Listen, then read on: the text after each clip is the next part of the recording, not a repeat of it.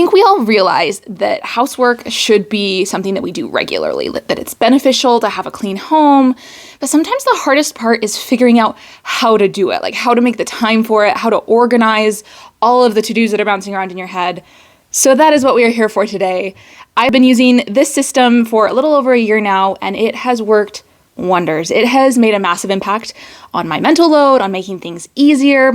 And so I'm here today to show you what I've been doing. The things I do most often are the things that pile up the fastest. So the dishes and the laundry and like scattered toy clutter and things like that. Those are the three big ones that I try to keep up on. We have like a cleaning time as a family every day where we try to reset as much as possible. If we don't get it fully reset one day, we, spend a little bit more time the next day. It just kind of averages out to keep it clean. Beyond that, I have index cards that help keep the tasks out of my mental bandwidth so that I have more room for, other things that I want to be thinking about. I don't want to be thinking about what I have to do at home all the time. So these are my index cards. I printed them out. I just made them on Canva, but you can handwrite them too. It's so easy. Split them into 3 categories. And these categories are the ones I used to call weekly, monthly, and annual. But I don't do that anymore. Instead, now I separate it into often, occasional, and once in a while. And here's the reason why I do that. I don't have the energy every week to do everything that I should be doing. I just don't.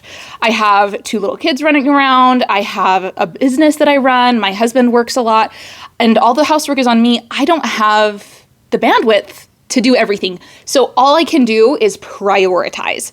I work on my priorities. What I get to, and I love myself through it. If I don't get it done, I forgive myself. It's not really on me to do things that are outside of my control, outside of my power.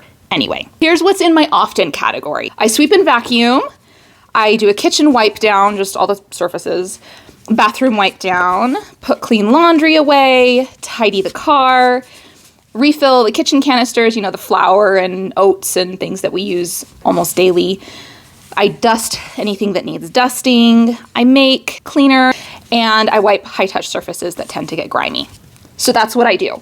If I go through the whole loop and everything's pretty well taken care of, like it doesn't really need my attention when I get to the next cards, that's the point when I move on to my occasional deck. I call it my occasional home blessing. I know that's a fly lady word, but that's okay because I like it. We have laundering winter coats and hats, gloves, and scarves, changing sheets, cleaning out the fridge, all the leftovers that accumulate. We give the playroom a deep clean. I can actually go into I can make a whole nother video on what I do with my kids to keep the playroom clean and keeping toys decluttered and not piling up on us. Cleaning cupboard restock, and on the back, so cleaning cupboard restock, and I keep a list of all the things that I need. So I just check the list and I'm good to go. I do a more detailed mop. I check the fire extinguishers because I was told that should be happening about monthly. So that's on the list, even though it takes 30 seconds to do. I launder the shower curtain and run the top clean cycle to take care of my laundry machine.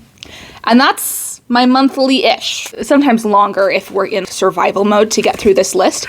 But honestly, that's okay, because if I'm in survival mode, laundering the winter coats and cleaning out the fridge and running a top clean cycle don't matter that much. They help put the cherry on top of my cleaning, but they're not absolutely essential. So that's why they are tier 2, occasional home blessing. And then we come to the once in a while. So these are your spring cleaning things. And let me tell you what, normally you think of spring cleaning as being super intense, super labor heavy, super overwhelming. And this year, it hasn't been. It has been so easy this year because I've been keeping up on the things that are the priority, and there haven't been overwhelming mountains of things that need to be done. So if you have been wanting to figure out a way that keeps your house clean, I encourage you to make one of these. I will link one of my past videos to give you an idea of what needs to happen to make a deck like this and how to use it.